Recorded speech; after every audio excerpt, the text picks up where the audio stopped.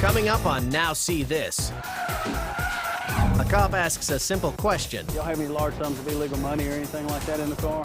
But the answer he gets might cost him his life. What, Daddy, go for your gun? There was a Mac 11 next to the driver's seat. When heavy weather hits, a storm chaser's sense of security is shattered. And a fun-loving felon You having some fun. terrorizes Texas with 18 wheels of rolling thunder and flaming lumber. A river of fire, a mountain of snow, a world of hurt. Think you've seen it all? Now see this. In Cocoa, Florida, a man named Samuel Watts is daring police to come and get him. The incident started when this woman, a bill collector, tried to leave papers for Watts' wife regarding an unpaid balance. Watts responded by trying to run her down with his truck. Within minutes, a SWAT team headed by Sergeant Gordon Teachworth was on scene. One of the officers that were there, the minute that he saw Mr. Watts, he knew that there was going to be an issue. I guess it was just his body language, the way he looked at the officer. It's obvious from his altercation with the bill collector that Watts has a short fuse. But what he does next catches even the veteran officers off guard. I came out of the house unprovoked and started shooting. Before communication has even been established, Watts appears in the doorway with a .40 caliber handgun and unloads 11 rounds at the police.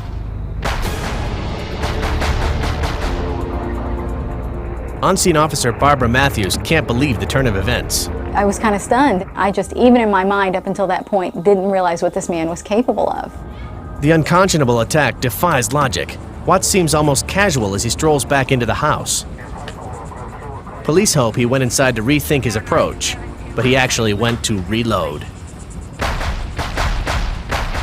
How does someone come out of a home, you know, with innocent people everywhere, with police everywhere, and start firing at us? 2 consecutive assaults, at least 21 shots fired. It's amazing no one's been hit. He hit numerous homes and cars behind us. You could just hear the bullets hitting everything. Police can't fathom what's going on inside Watts' head. But with innocent lives on the line, they have to take action first and ask questions later. At this time, myself and the other 2 officers that were with me made a decision that we're going to have to engage Mr. Watts. The order is given. Return deadly force with deadly force. But Watts has an advantage in position. With police sharpshooters 200 yards away and Watts protected by a wall and a stone pillar, the gunfight quickly swings in his favor. Well, you could literally hear the bullets whizzing by and skipping off the asphalt. And at one point, he hit my car twice. Bullets also plug another cruiser, missing several officers' heads by inches. I was thinking, don't make a mistake, don't do anything stupid. You have 3 children at home and a husband who want to hear from you. As officers desperately regroup, the standoff takes a bizarre twist. Watts emerges with a gun to his own head, but SWAT isn't falling for his trick. Watts heads for more ammo. Police can't let him reach it. I heard a bullet go past my left ear. I felt like it had taken off a little bit of hair when it went by. I will never forget that sound as long as I live. Somehow, Watts reaches the safety of his home once again, but this time, police have done their damage. During our exchange of gunfire between Mr. Watts and the officers at the car, we struck him several times. Moments later, Watts emerges again, this time wounded and bleeding, and with no gun in hand. As police shout for him to surrender, he collapses on the lawn. SWAT moves in carefully, wary of any sudden moves, but Watts has no fight left in him. At that moment, I think that's when everyone just breathed their first sigh of relief, and we all immediately started calling loved ones. Incredibly, no one has been hit in the hailstorm of bullets except Watts. He's rushed to the hospital, where he's treated for multiple gunshot wounds to his arms and shoulders. But it easily could have been an officer on the gurney. There's no doubt in our mind that his intentions were to kill someone. He had absolutely no care for human life that day. Police are left to deconstruct the crime scene and try to make sense of the terrifying altercation. It appeared that he was trying to hit the gas tank on both the cars. To me, that is such a calculated act. I was very angry at this man who, in an instant, could just change someone else's life forever without even a care. He couldn't have cared less. Watts survives his injuries and now faces more than a dozen counts of aggravated assault, which could lead to a lifetime in prison. Perhaps the courtroom will shed light on what drove him to his violent rampage. In the meantime, officers can't rest in the fact that they responded swiftly and correctly to the deadly assault of an armed attacker. When he came out and he started shooting at us, he made the decision right then that we're going to have to return fire. He made the decision for us.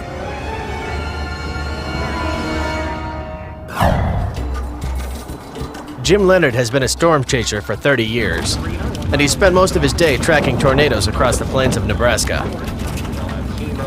Now a tornado is chasing him. The good news, he's beyond the twister's deadly winds. The bad news is, the storm can still hurt him. At first he thinks it's just a typical hailstorm. But when his car is pelted by ice chunks the size of golf balls, Jim realizes he's in big trouble. Most places you get hail, it's like pea to marble size. It just makes a little noise on your car. But when you see these big stones coming down, and they're just, they wreck everything. With the cyclone behind him and the hailstorm bearing down, there's nowhere to run. And if you were to walk outside into that kind of hail, they would kill you. And just when it seems like the hail can't get any worse, it does. The windshield is busted. Hailstones the size of baseballs now pummel Jim's car. Car is being destroyed. Jim isn't the only one in danger. Over the radio, the area's emergency broadcast system is activated. Jim tries to call a friend on the CB. Casey, you out there anywhere? But Casey must be having his own problems. As moments pass, the sky grows darker and the hail intensifies.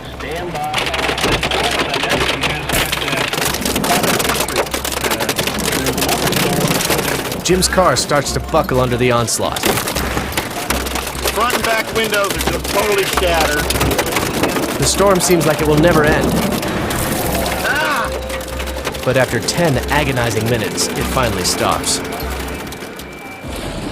When there's no more sign of hail or tornado, Jim cautiously steps out to survey the damage.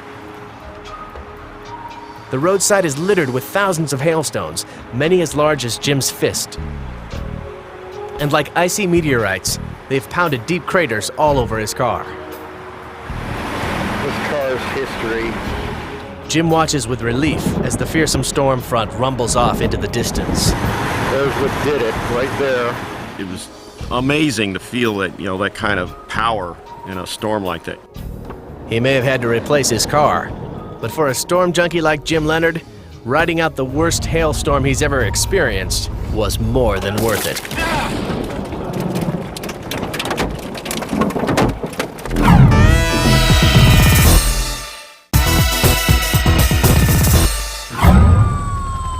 Dallas, Texas, where a spectacle unfolds before the masses.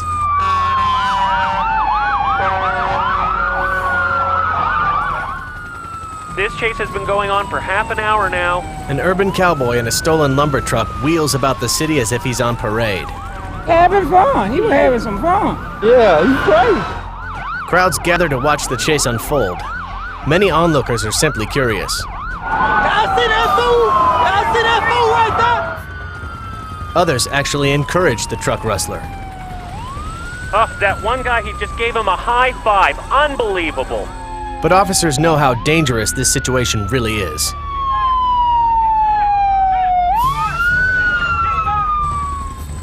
For every pedestrian enjoying the show, there's a commuter scrambling for his life to avoid being crushed. Officers are ill-equipped to deal with a vehicle this large. Ramming it is impossible, and disabling its tires may take more time than they can spare. He's on the wrong side of the road and all lanes are blocked. He's gonna have to turn. The one thing they do know, they can't afford a wait-and-see approach.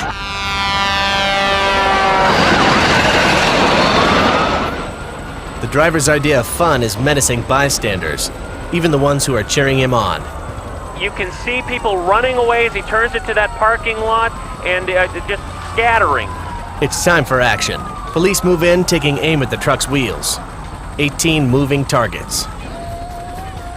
The bullets connect, but the solution proves to be worse than the problem. There is a lot of black smoke coming from the back of the truck. Not only does the truck have enough tires to keep moving, but its exposed rims grind into the asphalt. Sparks leap to the semi's cargo, and in seconds, the lumber goes up in a burst of flames. And now the truck is on fire. This is incredibly dangerous. The Big Rig Buckaroo's joyride now has fiery repercussions. This is no longer just a truck on the loose, it's a runaway inferno.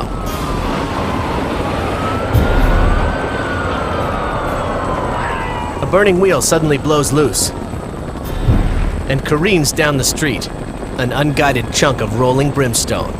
Pieces are flying off now. The driver presses on, relishing the bizarre turn of events. But police are about to fight fire with firepower. A white van rushes up to the semi. Inside, a tactical team of officers with orders to use deadly force. As the driver churns across a highway median, his frayed wheels get hung up on the curb. Police see their chance. Okay, he's stopped now, and the officers are getting out. It looks like they have their guns drawn. And look, you can see one running up to the cab there. No, I think he's firing. Bullets rip through the cab as the suspect pulls away. Police aren't sure if he got hit, but one thing becomes clear very quickly. He's not giving officers another shot at him. He is really moving now, and it's hard over that curb. He really jostles the payload. The suspect panics and charges down a city street as fire continues to gnaw at the truck's lumber. Frantic to lose his pursuers, he gets an insane idea. The cab is swerving there, and oh, the lumber has fallen off all over the roadway. With a jerk of the wheel, he shakes the ravaged load loose, spilling dozens of planks into the street. Cruisers fight to stay on the semi's tail. With half the truck's cargo still threatening to topple, including a flaming forklift, officers can't get too close. Even worse, they can't get ahead to warn other vehicles. Oh no, there's a school bus. Oh no, the lumber hits the school bus. Police race forward, desperate for one more shot at the driver. But the semi swerves wildly, holding them at bay. As badly as police want this chase to end, they don't want to involve any more civilians. They wait for another opportunity. But just as they prepare to move in again, the suspect does something completely unexpected. Along a quiet stretch of highway, he rolls to a stop. It turns out that the tactical team had been successful after all. During the shootout, the suspect was grazed. Wounded, tired, and no longer having fun, he finally decides to surrender.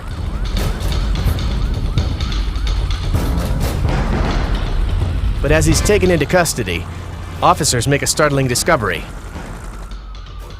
This man had stolen another truck just weeks ago. But instead of showing up for his trial, he skipped out and went on another joyride instead. Even under arrest, he flashes a devious grin for the cameras. Instead of just going down in a court of law, he had more fun going down in a blaze of glory.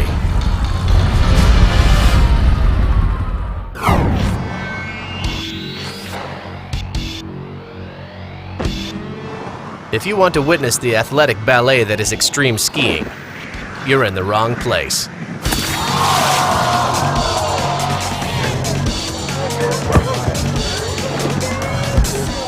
Today's hottest extreme skiers are caught eating it all over the slopes of Montana. If they miss the mark, they're toast. Most hide their face in shame, but some are proud of their war wounds and prefer to bear it all.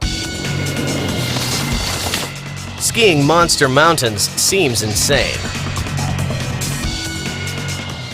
But the competition settings aren't any safer. A skier hits the ramp on cue, catches air, and slams into the ramp's steel-plated deck. Swallowing snow isn't tasty. Falling down can rip up your knees. And busting up your gear can cost you big time. So why do they keep doing it? Because the only thing that gets more cheers than the perfect trick is the killer wipeout. Ooh.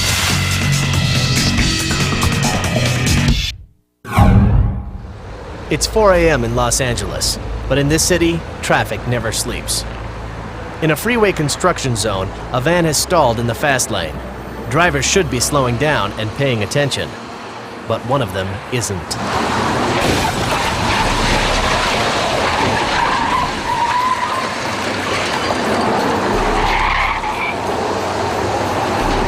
Cameraman Paul Anderegg, who is simply trying to get footage of the construction area, is breathless.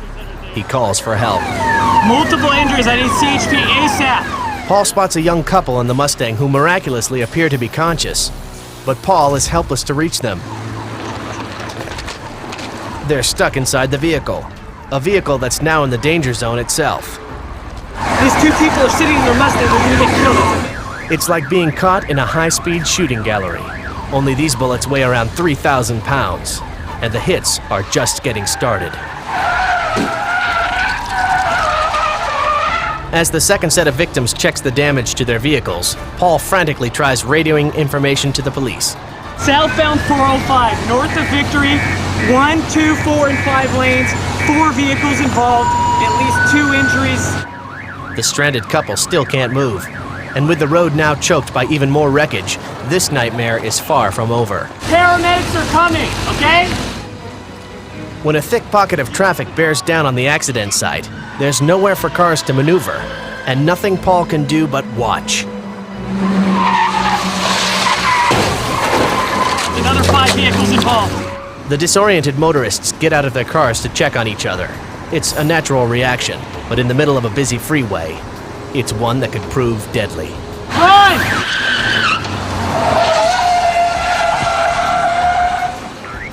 By the time the rescue crews arrive, the mess involves 9 vehicles, all demolished in less than 3 minutes. The couple in the Mustang have to be extracted from the mangled scrap of their car. She suffers a broken ankle, while he has a broken leg. Incredibly, there are no other major injuries to report. But from what Paul saw, he knows it could have been much different. It all started with 1 second of lost concentration. The other drivers were simply following too close, or not looking far enough down the road. We call that in Highway Patrol high visual horizon, which means you always need to look further down the road. A lot of people just look at their hood or the next car in front of them, but sometimes a hazard might be further down the road, and that's what you need to focus on. From the dark morning hour to the construction zone to the stalled car. The situation was primed for a disaster. Tonight, everyone was lucky, and Paul caught an amazing story where the only big casualties were the cars.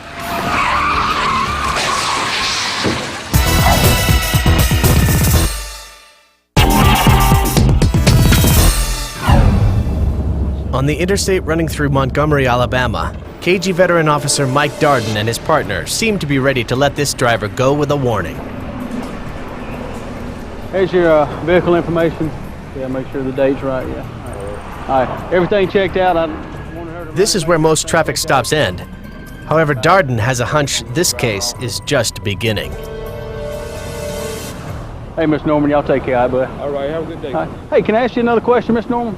He was given back his driver's license, and he was free to go. And once he was free to go, the traffic offense was completed. Technically, the man can leave at any time, but he opens the legal floodgates by volunteering to answer some questions. Y'all don't have any weapons in the car, do you? Okay. Y'all have any large sums of illegal money or anything like that in the car? No. Okay. Y'all have any drugs or anything in the car? No. At that point is whenever I noticed him get real nervous. His body language changed. His breathing changed. His actions. So I knew there might be something to this. The man is unaware that narcotics officers have tipped off Darden and his partner. This guy and his buddies in the car have been under surveillance for days. Darden plays it cool. Well, like I said, this is something I ask everybody when I'm out on my traffic stops and all that, okay? And having said that, would you mind if I search your vehicle real quick? I ain't do anything. No, I didn't say you did anything. Now Darden's in a bind. He can't legally hold him, but his experience tells him, don't let this guy go. So he stalls. So I don't see why should y'all... Why are you real nervous and all that? I'm just paranoid of police like that. There's no reason to be paranoid. Like I said, this is what I do, and I ask everybody that I'm out on a traffic stop with. Do you have any drugs in the car? No. Okay, no marijuana? No. Okay, no cocaine? No. He can't search the vehicle, but he can bring in a drug-sniffing dog without violating the suspect's right to privacy. Call a K9 unit. When the man hears this, his tension level skyrockets. You're real nervous, okay? And you got nervous. I'm nervous like that around police. That's whenever the subject he became really nervous. I had enough probable cause at that time to temporarily detain him. At this moment, the officers are ready for several reactions: anger, flight, violence. But the twitchy suspect throws them for a loop when he threatens to call his mother. Well, I'm going to call my mama. I got to have my mama. No, sir. Stay right down there. No, sir. No, sir. You're going to stay right up here. I knew that if he made it back to that car, either he was going to get a weapon or there was going to be a high-speed pursuit. Suddenly, it's a roadside scuffle. What, Daddy? Go for your gun! It takes two strong officers to subdue this suspect, who has good reason to fight, because what they later find inside will prove him to be one dangerous mama's boy. If you don't put it behind me. A further search of the vehicle, there was a Mac 11 next to the driver's seat in the console. There was a black bag found to contain approximately 8 ounces of crack cocaine. And in the trunk area of the car, there was approximately 1.7 pounds of powder cocaine. They were charged with possession with intent to distribute. They're looking at anywhere from 20 years to life. But they might have gotten away had Officer Darden not played it just right. Now they're under arrest, and with his one phone call from jail, you can guess who the driver's going to call. I'm going to call my mama, man. I'm going to call my mama.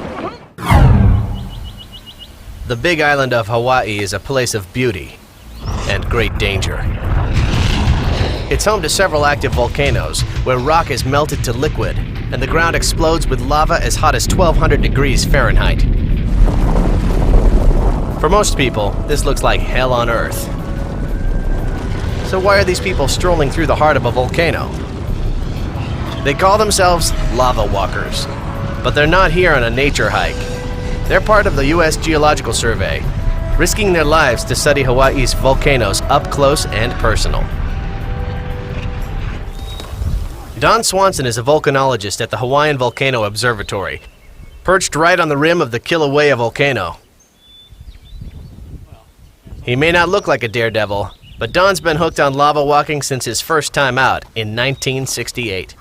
I was just amazed to actually see lava spitting out of the ground that way and plopping down around us. You can actually be walking on a moving lava flow if you take care and select the right kind of flow. And Don knows his flows. The best kind has a crust thick enough to support a group of lava walkers. But they'd better watch their step. I've been in a couple of instances where you get several footsteps across this stuff before you really realize what's happening. And the question is, do you continue on or do you turn around? For the lucky ones who just break through, the crust is just a hollow shell. But for the unlucky, we've had a couple of accidents here and they've badly burned their legs by falling into molten lava. In both cases, skin grafts were necessary to their legs, and it was quite a bad experience. Of course, a lava bath is dangerous. But in this environment, even the air is hot enough to melt some kinds of clothing. We take caution that we don't wear synthetic clothes because they have lower melting temperatures. Despite the danger, the data Don and his intrepid lava walkers gather makes all their risks worthwhile. It's a challenge that is important for society because the better that we learn to understand eruptions, the more chances we have to predict them. So Don and his team will continue their research, knowing that in their line of work, danger is always just beneath the surface.